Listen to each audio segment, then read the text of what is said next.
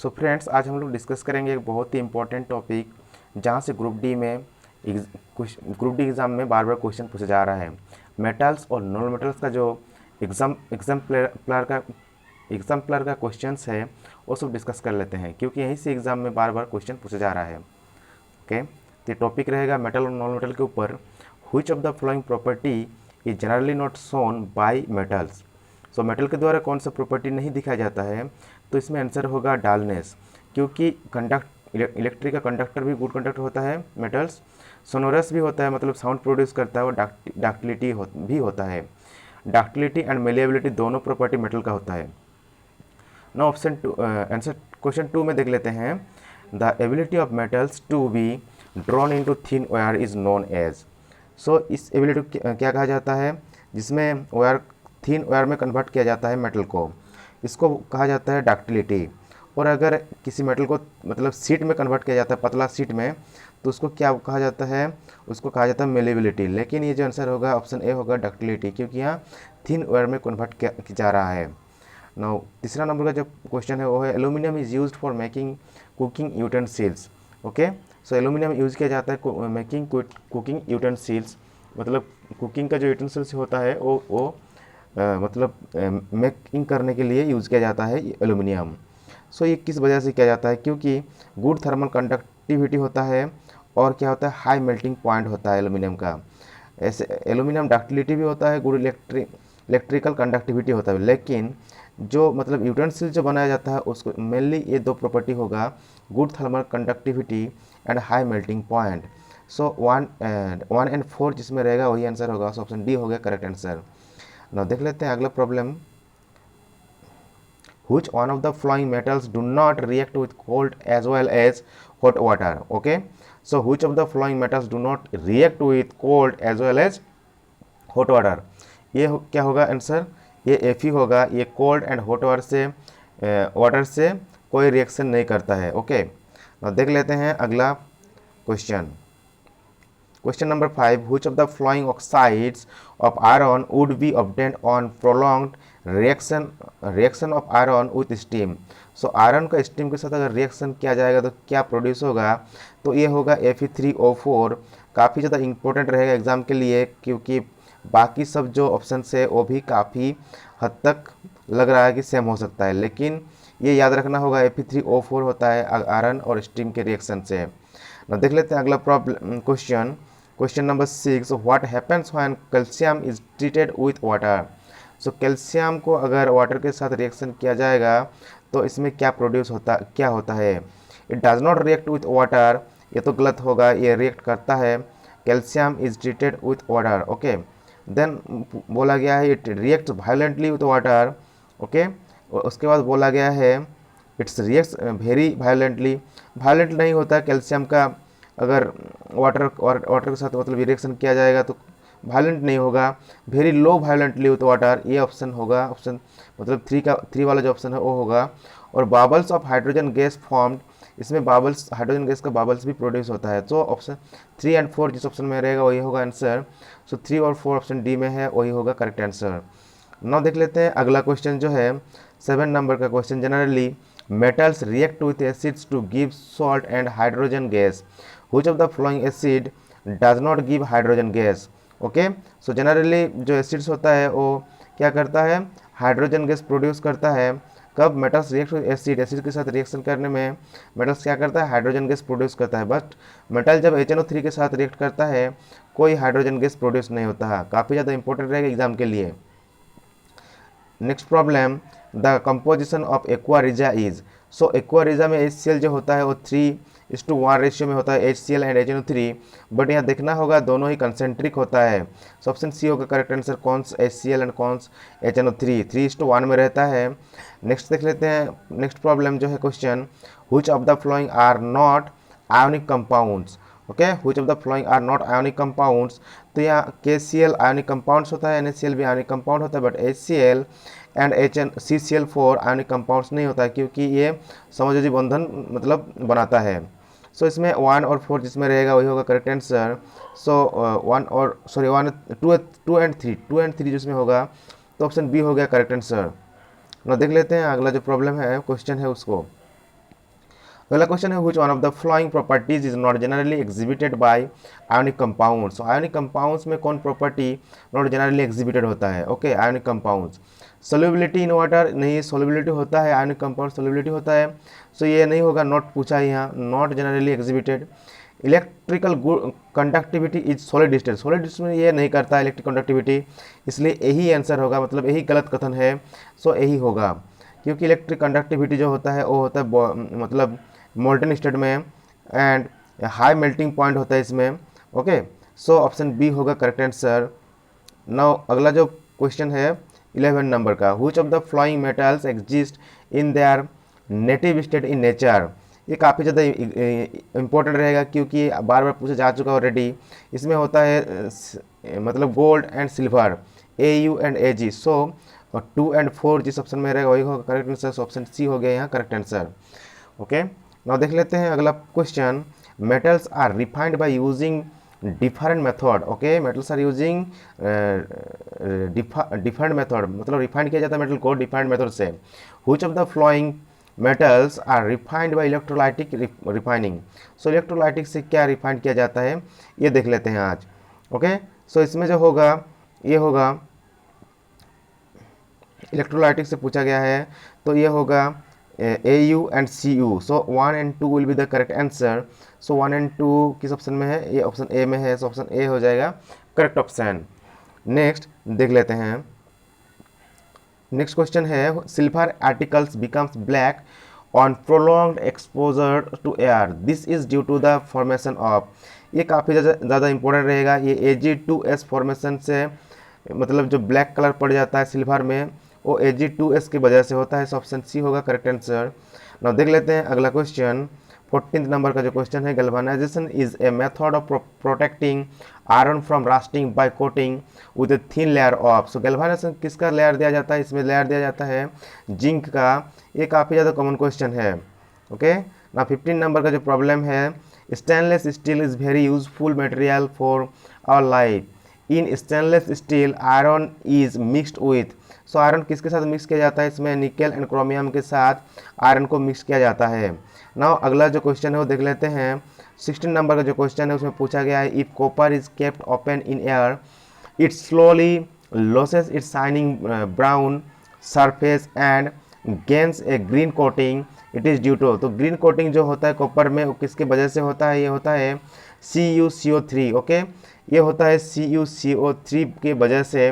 So option B हो गया यहाँ करेक्ट आंसर, याद में रखेंगे, ऑप्शन बी हो गया करेक्ट ऑप्शन। ना देख लेते हैं जो अगला प्रॉब्लम है, क्वेश्चन है generally metals are solid in nature, which one of the following metals is found liquid state in room temperature. So mercury जो होता है रूम टेम्परेचर में भी लिक्विड स्टेट में रहता है, सो ऑप्शन डी हो गया यहाँ करेक्ट आंसर। नाउ देख लेते हैं अगला question, which of the following metals are obtained by electrolysis of their chlorides in molten state. So ये जो होगा 18 नंबर का वो होगा मतलब 1 वाला जो है सोडियम, एंड इसमें पूछा है which of the following metals are obtained by electrolysis of their chlorides in molten state. So sodium एक हो गया और होगा 2 में जो है calcium. So sodium and calcium होगा जो electrolysis obtained by electrolysis of their chlorides in molten state. Okay, so option 1 and 2 किस में है? ऑप्शन डी में है, सो डी हो गया correct answer. Okay, option D हो गया यहाँ करेक्ट आंसर। अगला जो प्रॉब्लम है क्वेश्चन है वो है generally non metals are not lustre, so which of the following non metals is lustre.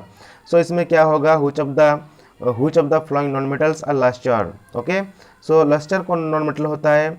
ये जो होगा मतलब चमकीला होता है थोड़ा, वो होगा आयोडीन। सो आयोडीन यहाँ करेक्ट आंसर होगा, क्योंकि यहाँ सल्फर भी है, कोई सल्फर भी आंसर दे सकता है, इसलिए इस क्वेश्चन को जानना जरूरी होगा और ये एग्जाम में पूछा जा चुका है ऑलरेडी। ना देख लेते हैं अगला जो क्वेश्चन है, which of the flowing 4 metals would be displaced from the solution of its salt by other 3 metals. तो सॉल्ट में जो मतलब displaced from the solution of its salt by other 3 metals, तो किसको मतलब अलग किया जाता है? इन चारों में से कौन अलग है? ओके, चारों में से जो है और 20 का जो प्रॉब्लम है वो बी ऑप्शन में जो Ag है सिल्वर, ये सिल्वर होगा, ये आंसर हो जाएगा। ओके, ना अगला जो प्रॉब्लम है उसके बाद 21 वाला problem, 2 ml each of concentrated HCl and HNO3 and a mixture of concentrated HCl and concentrated HNO3 into the ratio 3:1। सो इसमें 3:1 का रेशियो में दिया गया है क्या, इसमें 3:1 का रेशियो में दिया गया है, मतलब एक्वा रिजा के बारे में बात किया गया है, concentrated HCl and concentrated HNO3। सो इसमें एक्वा रिजा के बारे में बात किया गया, तो ऑप्शन देख के ही बता सकते हैं, पूरा पढ़ने की जरूरत भी नहीं है। सो ये क्या बोला गया है कि dissolve in test tube C respectively. So मतलब जो जिस इसमें रखा गया है एक्वा रिजा, तो एक्वा रिजा में डिजॉल्व होता है ये AU, मतलब गोल्ड जो होता है, आंसर होगा वही, उसको देख के ही पता चल जाता है। उसके बाद देख लेते हैं 22 नंबर का जो problem, N alloy is a. So alloy क्या होता है, सो एलॉय यहाँ होता है एक हेमोजेनियस मिक्सचर, क्योंकि एलॉय मतलब क्या होता है, जैसे ब्रॉन्ज हो गया, ब्रॉन्ज क्या होता है, कॉपर प्लस जिंक का मिश्रण, कॉपर प्लस जिंक का मिश्रण। ओके, सो एलॉय क्या होता है, होमोजेनियस मिश्रण होता है। नाउ देख लेते हैं अगला क्वेश्चन 23 नंबर का जो क्वेश्चन है, electrolytic cell consist of. So electrolytic cells में क्या होता है, पॉजिटिव चार्ज होता है एनोड का एंड नेगेटिव चार्ज जो होता है वो कैथोड का होता है। सो 3 और 4 जिस ऑप्शन में रहेगा वही आंसर होगा, ऑप्शन बी हो गया है करेक्ट आंसर। नाउ देख लेते हैं 24 नंबर का जो प्रॉब्लम है, during electrolytic refining of zinc it gets.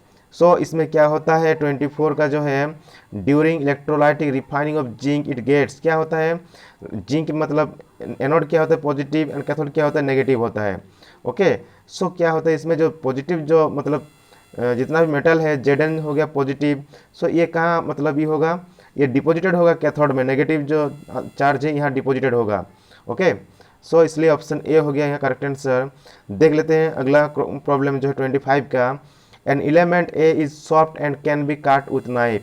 सो एक जो एलिमेंट जिसको सॉफ्ट एंड नाइफ से काटा जाता है वो क्या होगा, वो होगा सोडियम। पूरा क्वेश्चन पढ़ने की यहाँ ज़रूरत भी नहीं है, लेकिन एग्जाम में टाइम वेस्ट करने के लिए दिया गया है। एक ही मेटल यहाँ ऐसा है जो जिसको नाइफ से काटा जा सकता है, इतना ही सॉफ्ट है। सो ऑप्शन ए हो गया है करेक्ट आंसर। नाउ देख लेते हैं 26 में जो प्रॉब्लम क्वेश्चन है उसको, alloys are homogeneous mixtures of metals with non metals, और मेटल और नॉन मेटल, मतलब एलॉय जो होता है वो मिक्सचर होता है क्या, मेटल विथ मेटल और metal with non metals. Which among the following alloy contain non metals in as one of its constituents. So इसमें जो मेटल्स है वो क्या मतलब उसके कॉन्स्टिट्यूएंट नॉन मेटल किस में है, तो स्टील होगा करेक्ट आंसर, क्योंकि जो स्टील है इसमें कार्बन रहता है। ओके, कार्बन रहता है, Fe रहता है एंड SN रहता है। सो इसमें जो कार्बन है ये मेटल्स नहीं है, नॉन मेटल है, इसलिए ऑप्शन डी होगा यहाँ correct answer. Now 27 number, which of the among the following elements is incorrect for magnesium metal. So इसमें मैग्नीशियम मेटल के बारे में कौन सा मतलब गलत बोला गया है, it burns in is incorrect पूछा है इसमें, it burns in oxygen with a dazzling white flame. Okay, so इसमें इनकरेक्ट पूछा, ये ठीक है, it reacts with cold water to form magnesium oxides and involves hydrogen gas. ये गलत होगा, मतलब यही आंसर होगा, क्योंकि जो यह मैग्नीशियम के ऊपर जो पोटासियम होता है और सोडियम होता है, ये दोनों क्या होता है, cold plus hot. Okay, cold plus hot दोनों वाटर के साथ रिएक्शन करता है। ओके, बट ये जो मैग्नीशियम होता है, मैग्नीशियम क्या करता है, ये रिएक्ट्स विथ हॉट वाटर, ये गर्म जल से मतलब रिएक्ट करता है, लेकिन यहाँ पूछा गया है incorrect for magnesium, so cold से नहीं रिएक्ट करता ये। सो ऑप्शन बी हो गया है करेक्ट आंसर। now देख लेते हैं 24 नंबर का जो प्रश्न है, which among the following alloys contain mercury as one of its constituent। So mercury मतलब किस में रहता है, जिंक एमलगम में रहता है, एमलगम में मर्क्यूरी रहता है। नाउ अगला जो प्रॉब्लम है, reaction between X and Y forms the compound, मतलब एक्स और वाई का मिश्रण से क्या निकलता है, Z. X loses electron loss करके क्या करेगा, अगर एक्स इलेक्ट्रॉन लॉस करेगा तो क्या होगा, X plus, and Y electron लेगा तो वो क्या होगा, Y minus. Which of the following properties is not shown by Z, Z कौन प्रॉपर्टी नहीं दिखाता है, has a high melting point, नहीं ये हाई मेल्टिंग पॉइंट होता है। ओके, हाई मेल्टिंग पॉइंट ये होता है, लेकिन has low melting point, low melting point नहीं होता है, इसीलिए यही आंसर होगा। Which of the flowing property is not पूछा है, मतलब नहीं होता है कौन property, so has low melting point ये नहीं होगा, सो ऑप्शन बी हो गया करेक्ट आंसर। उसके बाद नहीं देखेंगे क्योंकि 4 ही ऑप्शन दिया हुआ है। नाउ 30 नंबर का जो प्रॉब्लम है वो देख लेते हैं। एन एलिमेंट कॉन्फ़िगर मतलब इलेक्ट्रिक कॉन्फ़िगरेशन दिया हुआ है एक्स वाई जेड का, एक्स का ये है, वाई जेड ये सब दिया हुआ है। Which of the following correct? So correct क्या है? X is a metal. X metal नहीं होगा क्योंकि एक्स का जो एंड में जो मतलब इलेक्ट्रॉन्स है वो 8 है। इसका मतलब पूरा मतलब क्या होगा? इसका मतलब पूरा ये न्यूट्रल होगा, ये कोई नॉन मेटल होगा। मतलब जो सब एलिमेंट है जैसे हीलियम, नियॉन, आर्गॉन, जेनॉन ये सब में ग्रुप में आता है ये। सो ये नॉन मेटल होगा, मेटल नहीं होगा। सो ये गलत हो गया। Y is a metal. Y metal क्या होगा? वाई मेटल नहीं होगा, ये हेलोजन है क्योंकि ये थर्ड, ये क्या होगा? थर्ड पीरियड में होगा, थर्ड पीरियड में। And 7 + 10 that is 17।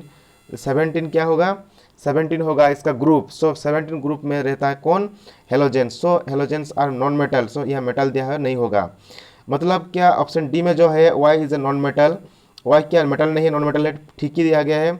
और यहाँ सी में है Z is a non metal. Z Z non metal नहीं है क्योंकि सी का जो पीरियड है वो 3 होगा एंड सी का जो ग्रुप है वो 2 होगा, और 2 ग्रुप में जो होता है वो मेटल होता है। सो जेड क्या होगा? जेड होगा मेटल। ओके, जेड होगा मेटल एंड वाई होगा नॉन मेटल। और इस क्वेश्चन को मतलब करने के लिए काफ़ी ज़्यादा मतलब काफ़ी ज़्यादा नहीं, पूरा अगर कंसेप्ट रहेगा पीरियोडिक टेबल का तो ये क्वेश्चन आसानी से सॉल्व हो सकता है। देख लेते हैं अगला problem. Although metals form basic oxides, which of the following metals form an amphoteric oxide? Okay, so amphoteric oxide क्या होता है? ये लाइक एनिमल्स के लिए जैसा होता है, मतलब एम्फीबियंस, वो क्या पानी में भी रहता है और ऐसे मतलब इसमें भी रहता है। ओके, पानी में भी रहता है और ज़मीन पर भी रहता है। सो एम्फीबियंस जैसा हो गया, उसी तरह ये भी हो गया एम्फोरेटिक ऑक्साइड, जो कि बेसिक ऑक्साइड भी फॉर्म करता है और क्या एसिडिक ऑक्साइड्स भी फॉर्म करता है। सो इसमें जो 31 का जो 31 का जो ये है वो कौन सी होगा? Which of the following metals form amphoteric? So aluminium correct answer होगा। सो ऑप्शन सी हो गया करेक्ट आंसर। और देख लेते हैं 32 का जो प्रॉब्लम है। Generally non metals are not conductors of electricity, which of the following a good conductor of electricity? तो ये काफ़ी ज़्यादा कॉमन क्वेश्चन है। ग्राफाइट नॉन मेटल है लेकिन फिर भी गुड कंडक्टर ऑफ इलेक्ट्रिसिटी है। नाउ देख लेते हैं 33 वाला प्रॉब्लम जो है। Electrical wires have a coating of an insulating materials, the material generally used in. So PVC जो होता है वो क्या होता है? वायर में यूज़ किया जाता है। पीवीसी जो वायर के ऊपर दिया जाता है वो पीवीसी होता है। और देख लेते हैं अगला प्रॉब्लम जो 34 वाला प्रॉब्लम है। Okay, which of the following non metals is a liquid? So which of the following non metals is a liquid? क्या होगा जो लिक्विड होगा? ब्रोमीन जो होता है लिक्विड स्टेट में रहता है। 35 में जो प्रॉब्लम है वो देख लेते हैं। Which of the flowing can undergo a chemical reaction? कौन केमिकल रिएक्शन करेगा? इसमें क्या देखना होता है? इसमें जो ये वाला जो एलिमेंट मतलब फ्री स्टेट में है, ये क्या होता है? इसको मोस्ट रिएक्टिव, इसको रिएक्टिव ज़्यादा रिएक्टिव होना पड़ता है इस एलिमेंट से। सो एफ को एम से ज़्यादा रिएक्टिव होना पड़ेगा, लेकिन यहाँ एफ एम से ज़्यादा रिएक्टिव नहीं है। यहाँ भी जेड से एफ ज़्यादा नहीं है, एम से पी नहीं है, और एफ जो है एफ मोर मतलब जो रिएक्टिव होता है सी से। ऑप्शन डी हो जाएगा करेक्ट आंसर। इसको मतलब जानना होता है, नहीं तो नहीं होगा ये क्वेश्चन। नाउ देख लेते हैं which of the following figures correctly describes the process of electrolytic? So इसमें इलेक्ट्रोलाइटिक का जो प्रोसेस हो कौन फिगर ने पूरा डिस्क्राइब किया हुआ है वो देख लेते हैं। नाउ ये जो 4 पिक्चर्स दिया गया लेकिन काफ़ी ज़्यादा कॉम्प्लिकेटेड है, इसको पूरा कंसेप्ट नहीं रहेगा तो नहीं होगा ये क्वेश्चन। पहले जानना पड़ेगा जो मतलब जो एनोड होता है, एनोड और कैथोड। ओके, सो एनोड क्या होता है? पहले तो एनोड होता है पॉजिटिव, बट यहाँ क्या दिया है? एनोड से जो किया होता है इधर जाता है, लेकिन एनोड यहाँ मतलब यहाँ भी क्या है? कैथोड यहाँ दिया है, एनोड दिया है, ठीक है, लेकिन इधर एनोड से कैथोड ही जा रहा है, ये भी ठीक है। एनोड से कैथोड जा रहा है, ये ठीक है, लेकिन ये ठीक नहीं है क्योंकि यहाँ क्या दिया है? एनोड से कैथोड में जा रहा है, मतलब पॉजिटिव इधर होना चाहिए था, इधर नेगेटिव होना चाहिए था, ये गलत है इसलिए। और देख लेते हैं यहाँ मतलब इधर जो है इधर से इधर जा रहा है एलिमेंट, सो ये करेक्ट होगा। ये भी करेक्ट नहीं होगा, लेकिन जो तीसरा वाला है वो करेक्ट हो सकता है। तो इसमें क्या होता है? चार्ज जो पॉजिटिव से नेगेटिव जाता है, तो ये करेक्ट हो सकता है। और यहाँ देख लेते हैं जो जो होता है नेगेटिव की तरफ होता है। ओके, सो ये कथन करेक्ट हो सकता है। 900 यहीं ख़त्म होता है आज का वीडियो। Thanks for watching. जय हिंद, जय भारत।